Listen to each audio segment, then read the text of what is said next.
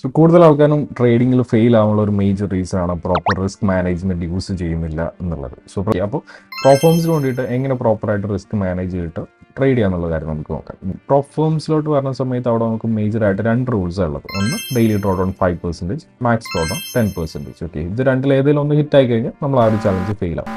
ഇതിന് വേണ്ടിയിട്ട് നമ്മളിവിടെ യൂസ് ചെയ്യാൻ പോകുന്ന റിസ്ക് മാനേജ്മെന്റ് പ്ലാൻ എന്ന് പറഞ്ഞു കഴിഞ്ഞാൽ നമ്മുടെ റിസ്ക് പെർ ട്രേഡ് 1% ആയിരിക്കും. പിന്നെ ഇമ്പോർട്ടൻ്റ് ആയിട്ടുള്ള ഒരു കാര്യം മാക്സ് ലോസ് ഡേ 2. ഒരു ദിവസം 2 ലോസസ് വന്നു കഴിഞ്ഞാൽ പിന്നെ നമ്മളൊന്ന് ട്രേഡ് ചെയ്യത്തില്ല.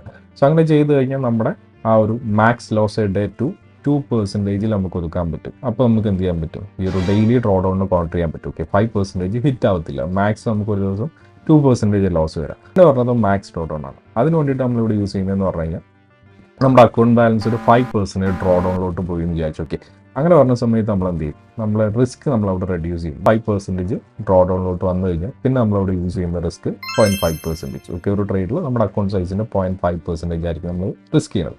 സോ അങ്ങനെ പറഞ്ഞ സമയത്ത് ഈ ഒരു ചലഞ്ച് നമ്മൾ ഫെയിൽ ആവണമെങ്കിൽ അവിടെ ഒരു റീസൺ മാത്രമേ ഉള്ളൂ, നമ്മുടെ മാക്സ് ഡ്രോ ഡൗൺ ഹിറ്റ് ചെയ്യണം. സോ നമ്മുടെ മാക്സ് ഡ്രോ ഡൗൺ ഹിറ്റ് ചെയ്യണമെങ്കിൽ നമുക്കിവിടെ 15 trades back to back S L കിട്ടണം. ഇപ്പോൾ നമ്മളിവിടെ ബേസിക് മാത്സ് യൂസ് ചെയ്യുകയാണെങ്കിൽ ആവറേജ് ഒരു 40 to 50% വിൻ റേറ്റ് ഉള്ള സ്ട്രാറ്റജി യൂസ് ചെയ്യുകയാണെങ്കിൽ തന്നെ 15 ട്രേഡ്സ് നമുക്കിവിടെ back to back S L കിട്ടാനുള്ള ചാൻസസ് വളരെ കുറവാണ്.